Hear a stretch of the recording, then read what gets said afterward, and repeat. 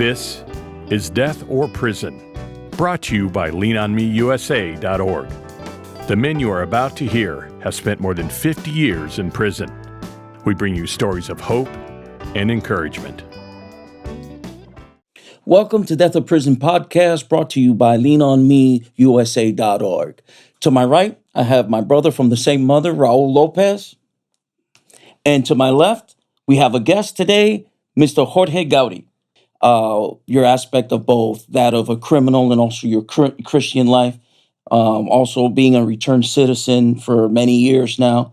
Why don't you start off with your childhood? Well, I'll tell you what. First of all, it's a privilege to be here with you all. So thank you. Same here, Jordan. I came to this country at 18 months of age. It was August 20th, 1960. From where? From Cuba. Okay. And I grew up thinking that, I was Mighty Mouse or something. I had superhero parents. My father was a football coach and my mother was a ballet teacher.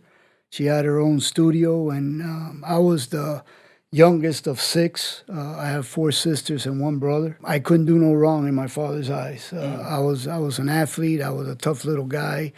I played middle linebacker, being as small as I am, and I made the all-city team in when I was in the 10th grade, and I really enjoyed the attention and the accolades that I got, as I was growing up, being into sports. Right in junior high, around 7th or 8th grade, I got into a gang called Vulcans. Which if you grew up in Miami back in the 60s and 70s, the gangs that were around were Balkans, Utes, Athenians, Crowns, and I was in both Balkans and Utes. And I remember going out with my buddies, like to open houses where you had three bands playing and you paid $2.50 and you danced the whole night away. I remember that they would be smoking marijuana in the car, and I'd stick my head out the window because I didn't want nothing to do with it. I didn't use drugs as I was growing up. My drug was fighting. I used to get off on being physical, and believe it or not, I used to enjoy getting in fights with more than one.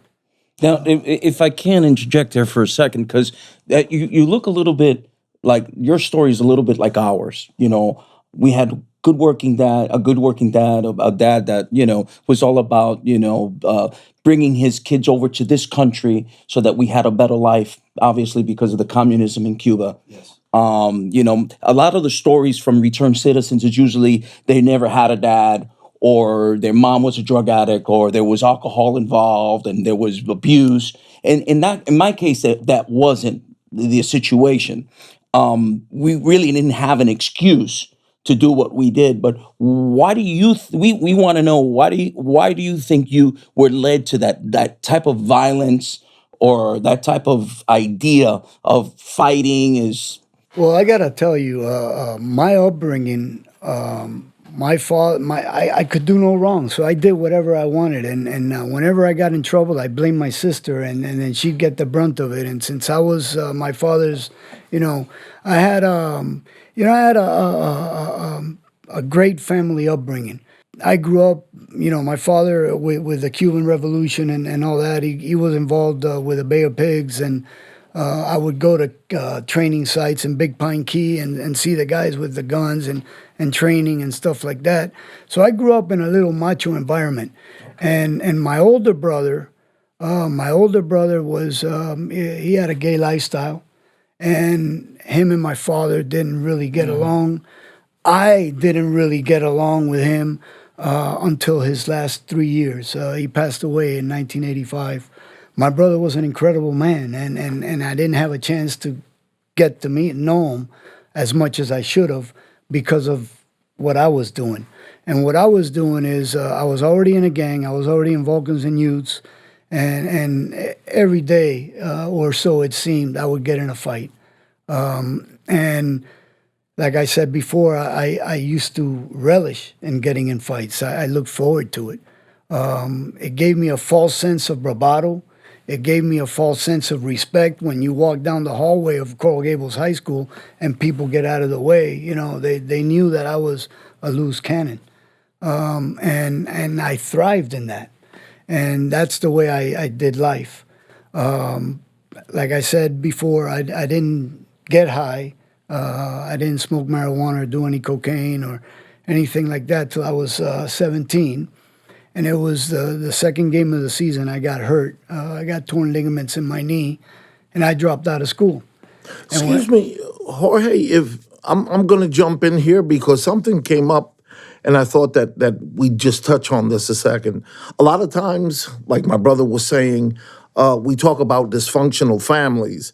And like you said, you had a superhero dad. He was there for you. But something came up, and I don't want to open up a can of worms, but we're talking about issues that a lot of families or most families, deal with. And one of the issues is your older brother had a gay lifestyle. The only reason I bring that up, not that we're against gay or whatever, that's not the issue. The issue is knowing from a Cuban culture, that was a big taboo. Yes. The way we were raised, that was looked down upon. I believe that causes a certain amount of tension in the family. So I can't say, no, your father was not a crack addict, your mother wasn't an alcoholic or whatever, but there was a certain amount of tension like ours. We had good parents, but there were certain things in the family that maybe gear you in a certain way. Yeah, Raul, and with that said, we're not that we're therapists, but we can actually acknowledge and notice that having that tension with your older brother in the household, it's like you have to prove yourself. And it leads you to that machoism, and you got to prove that, hey, that's not the route I'm going. Is that more or less similar? You hit it on the dot. Actually, my family, being a Cuban family, maybe you can relate to this. They used to drag all the dirty stuff under the carpet and don't tell nobody what's going on. In our household, we keep it within ourselves.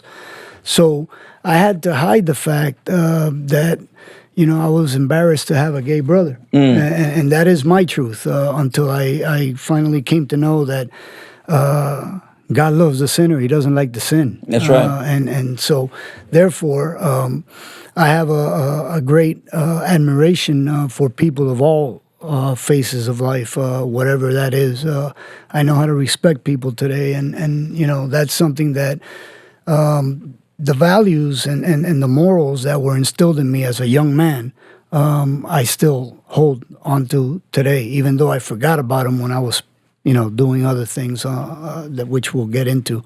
So you got involved in gangs. I believe you said you were at 17 years old when this started, or earlier? No, it was earlier. When I got into gangs, I was about 13 or 14 years old. But if I may, you asked the question earlier about, what upbringing I had and like if anything happened in my life that made a difference for me to start fighting the way I was. And it did. In the third grade, I was 10 years old. I went to a private school. And I went to the restroom. And I remember it was from kindergarten to 8th grade. And I was in the third grade. And I walked into the bathroom and the lights were off. And when I walked in, they grabbed me, they threw me down on the floor, they put my pants down, and they stuck a cigar up my butt. That day, right then and there, I know now, and I've known for a long time, that my life changed.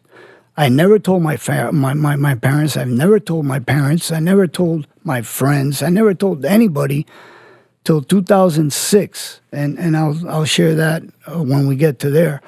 But that made me, as a very young man, 10 years old, I was a boy, it started to harden my heart towards the things of people, and I stopped respecting other people because of what had happened to me. Yeah, Jorge, I just wanted to know how you got into the gangs. Were you jumped in? Were you initiated? And what age were you? I was 15 years old, and the way I got into the gang was, like I said, I was a football player, and a couple of the other guys on the football team were in this gang, and we were hanging out all the time. So they said, "Hey, why don't you just get in?" And I didn't have a jump in because that's all Latin King and different kind of gangs. Back then, we had a thing called the Bull Run, and it was two lines of people on one side, people on the other, and you ran through the middle. And you couldn't hit back, but they could do whatever they wanted to you. And once you finished that course, you were done. You were in, and that's the way I got into youths. Later on, as being part of the gang, I got to be the sergeant of arms, and I got more involved in the leadership of the gang. And, I thrived on that. I thought I had my identity as a gangster. Jorge, for our viewers, what is Sergeant of Arms? Sergeant of Arms is the guy that keeps the discipline, keeps the order in the gang, in the meetings and stuff like that. And in this specific gang, you guys were selling drugs or robbing houses, or what was the objective here, or you just getting high, or the objective was fighting other gangs, like the Junior Youths in Hialeah, the West End Gang in West Miami, the Aztecs in Westchester. We do it under the guise of we're going to play a football game against this other gang, and then the kickoff came, and right there in the kickoff, the fight started, and that was it. In the gangs, I lasted quite a while. Back then, there was a organization called FLNC, which was a Cuban anti-Castro thing, and they tried to hire us to, train and do things for them, and we didn't. We were still, And your question was, what did we do as a gang?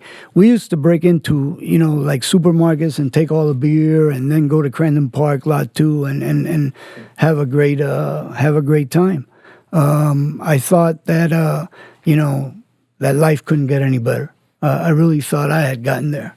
And I was using drugs, and my friends would tell me, "Hey, man, you got a problem." Even back then. At 17, 18 years old, they were telling me I had a problem. What kind of consequences did you have because of the drug addiction? Well, I couldn't maintain a job. That's the biggest one. I couldn't maintain a job. Did your parents ever find out? My parents knew, but like I said, it was washed under the rug. Nothing's going on here. And that's the way I grew up. I only said what was needed to say, and I left out the rest. I didn't volunteer any information on my own. Was there heartbreak, like in our home, our lifestyle would, and it's, try not to get emotional, but it broke my mom's heart. It broke my parents' heart too, and my friends would tell me, "Man, you know what you're doing to your dad," and I knew what I was doing to my dad, but at the same time, I was so enamored with the drugs and the lifestyle that I didn't really care. I'd show up at home in high school driving different cars, and my parents would say, "What are you doing? Whose car is that?" And I just had no remorse as I was growing up, and I didn't make any excuses either. I thought I was happy. I thought I knew what happiness was. I didn't. I did not. Bottom line was the me being in a gang gave me an identity, and other people would know that I was in a gang, and they knew that they didn't want to mess with me because of that. Even though I don't remember fights where we jumped anybody, it was usually the other way around because we were like 30-something people, men. And the other gangs were quite larger. And every time we went to a fight, there was like 50 of them and 20 of us. And that's what made us, that's what gave us the cred, the street cred that we had. Nobody messed with youths or Balkans, And like I said, this is back in the 70s. In the 70s? In the 70s. How old are you now? I am 63. I just turned 63 on the 14th of January. Wow, you look great for 63. Thank you, sir. Thank you. Considering the lifestyle that we had and talking about that lifestyle, how did it continue to escalate? Because obviously, I've said it before, sin takes you further than you want to go. Well, what did it for me was I was 17 years old, and they invited me on a trip to go pick up 15,000 pounds of marijuana. So this is where it escalates now. This is where it grows. Okay. Yeah. And we went right off of Cat K. We met the other boat. We transferred the marijuana from one boat to the other, and we take off. It was like 2:00 in the morning, and all of a sudden the shrimp boat that I was on broke down. And the guys that were older than me, I was the muscle. I was throwing bales back and forth. I was in pretty. You can't tell now, but I was in pretty good shape. I'd say the same thing. Yeah. Bottom line, they started throwing the bales overboard, and there was a little like 7-foot dinghy, and I threw 2 bales on the dinghy, and I took off with a little 8 horsepower Evinrude. I ended up in the mangroves at Hollover Pier. And I got in touch with a friend of mine. He came over. He had a Corvette, and I had 2 bales of marijuana sticking out the T-top. Back then you can do things like that in Miami. You can't do that no more. I wouldn't want to do that no more. But exactly. Bottom line is, I made 30 grand for like nothing. And I was 17 years old, and I started spending money, and I got hooked in. I was all in, and I enjoyed being all in, and I enjoyed me against the cops. And that's the way I escalated into. I wasn't a drug dealer because I was my best customer. And you can't deal drugs and then you have less than what you sold, and so I couldn't be a drug dealer. So I would stick to going places and taking this and taking that, picking this up, stuff like that. So this is more or less like the early 80s, no? This is late 70s, early 80s. Yeah. And I say early 80s because I went to prison for the first time. I believe it was 85 I got arrested, and I went through Lake Butler. I got a 102883 number, so that'll put you in the time frame of 1985, 86. Now, before we get to incarceration, as far as your lifestyle, were you ever married? Do you have any children? I've been married twice. I don't have any children. And I thank God for that, really, because, the way I grew up, now if I was 20 or 30, I would want kids, because I miss them, and I'm really good with kids, and kids gravitate to me. And I have a lot of fun with kids. In fact, I'll share a story. Remind me to share a story of my first Christmas out of prison. Okay. You said you got married twice? You said? I've been married twice. Once legally, and once I just lived with a woman for 7 years. Okay. And it was a common law marriage. Okay. And they both ended because of my drug use. They both ended not because they fell out of love, but because they refused to be drugged down with me, and they all saw what I couldn't see, and that I was heading. And when you say there's cocaine use, and the reason why I ask this question is so that our audience can relate, because people say, well, snorting it is one thing and smoking it is another. Were you snorting or smoking or? Like you probably, I started snorting it, and then I started smoking it, Okay. and then I started shooting it, and then everything that came with it. Because the reason why I ask that is so that we can know the extent that we went. How far did we go with this? So because once we start smoking, we know this is a whole different ball. It's a whole different ball game. Yeah. And let me make the point, and I think it's important to make. You hear a lot of us where articulate, we can express ourselves, but you wouldn't want to see the other side. We're in a rundown apartment building. I haven't showered for 2 or 3 days because the drugs just had me way out there. The reason I brought that up is because this is a program of hope. There's a lot of people who've really gotten in the real deep end.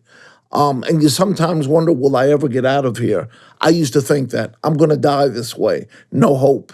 And the bottom line is you can not only become a productive member of society, but actually impact and help. And Yeah, and including that as you're listening, because I know there's Tucci, I know there's K2, there's drugs going around in the compound. We know that. Start now. Start now. If you can't start now, you're definitely not going to make it out here. I just wanted to interject that real quick. You know, and getting back to the crack, that is a drug above all drugs as far as the addiction phase of it comes.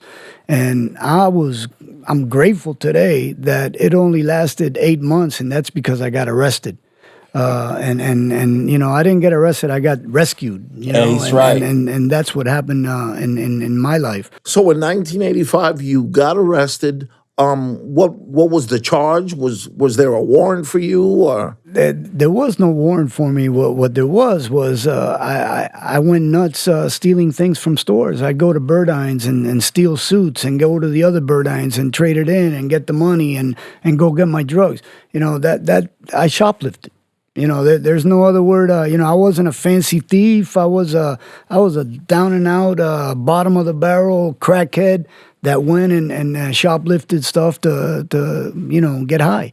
And I appreciate your honesty. I Because remember. sometimes we embellish stories Oh, listen. that, you know, we had mansions and so on. Yeah, but there's all kinds of returning citizens out here. Listen, bro, there's nothing fancy about my life, man. You know, I didn't live in a mansion and I didn't ride in a Cadillac, you know. Yeah. You didn't have Escobar's cell number or No, anything? Okay. no. You know, and actually, I one of my last highs on crack, I remember it was like 12 o'clock at night, and I took the last train from Government Center, and I took it to Dayland. And I went to Dayland because I knew they had a Piggly Wiggly there that was open 24 hours, and I wanted to eat, and I wanted to go and steal something to eat. So I get to the Piggly Wiggly and I'm walking around and I got a sandwich and I stick it in and I stick it out and I grab and I just couldn't steal it. Something happened to me that I couldn't steal it, and I walked up to a manager and I said, "Look, man, I'm about to steal this because I'm hungry." You know, and the manager put his hand in his pocket, whipped out a $10 bill, gave me the $10 bill, told me go get something, pay for it, and you know, keep the change. So I did, and what I got was the bare minimum. You know, I spent like $2 and got 8 because I wanted to have that money for my first high the next day. You know, so I remember doing that. I remember most of my, you know, and in all the podcasts that I've had the ability to listen to, there's a lot of years incarcerated. Me, I've got about 11 on and off. The longest stretch I did was 4.5 years. So in that time, when you first were incarcerated, when you got arrested, you were going to tell us what was your charge? How did that happen? Okay, the first time I got arrested for grand theft of a motor vehicle. I stole a car and we had a chop shop. I went and you know, traded it in for money, and you know, the guy wanted the wheels, took the wheels. The guy wanted the seats, took the seats. Put other wheels on it, and I took off driving on a milk crate, you know, as my seat. And we went on to the next deal, and you know, I got involved with some guys that stole cars, and they would sell the cars no matter what it was for $1,500. Okay. So I would do that whenever I, you know, had. So tell us how did the police got caught up with you? How did that happen? The police caught up with me because I shoplifted at J.C. Penney's in Dayland. And as I was walking out, the security guards came out after me, and I got in a fight with the security guards. And they weren't going to arrest me. They were just going to take their stuff back and tell me not to come back to the store. But since I got into a fight, they called the police, and Metro Dade came over, and they took me down to Dade County Jail. And This was the first time you were incarcerated. yes, And well, you- no, the first time I was incarcerated, I was the only one 18, and we were still in high school, and we came up to Fort Lauderdale. There was 8 of us in a Volkswagen Beetle, 3 guys and 5 girls, and a friend of mine who happens to be a top criminal attorney right now. We walk into a 7-Eleven, and he sticks his hand into his pocket, and he says to the guy, "What would you do if this was a stick-up?" And the guy says, "I give you all the money." And my friend says, "Well, give me the money." And the guy opened the register and backed up. So my friend grabbed the tray, and off we went. We didn't get half a block. There was 2 police officers right across the street at a gas station making their reports or whatever they do. And we didn't get half a block. Everybody on the floor. I was the only one 18, so I'm the only one that went to jail. And out of that, I got a 1-year probation right here in West Palm Beach, if I remember correctly. And maybe some of you guys that are listening in are from West Palm, and you remember the old county jail, which I think it was 425 First Street, which is now Banyan.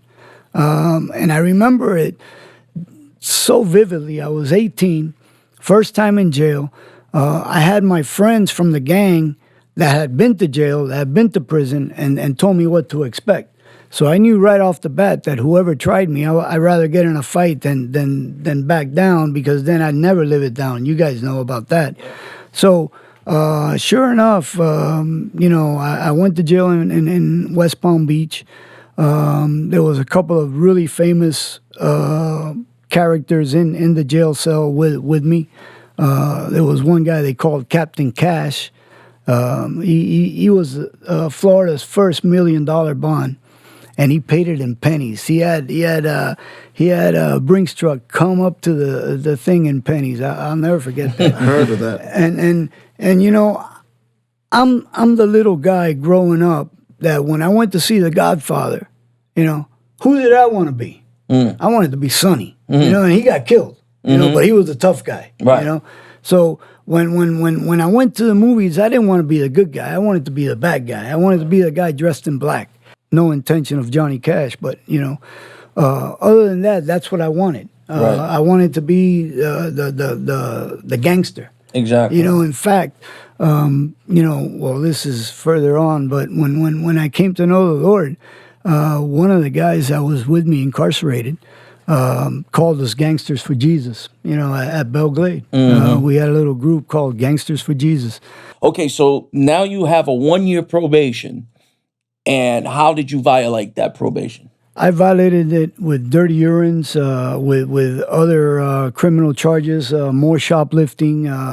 I got caught with a couple of pounds of marijuana at the Coconut Grove Hotel. So it was all petty stuff. And I'll tell you something. I'm a guy that has 38 felony convictions and 10 DUIs.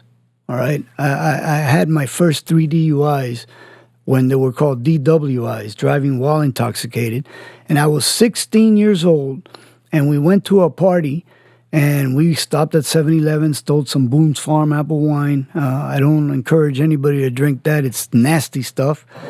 But we drank it, and I got my first 3 DWIs when I was 16. So I've had a legal license all of 6 months, and I lost my privilege.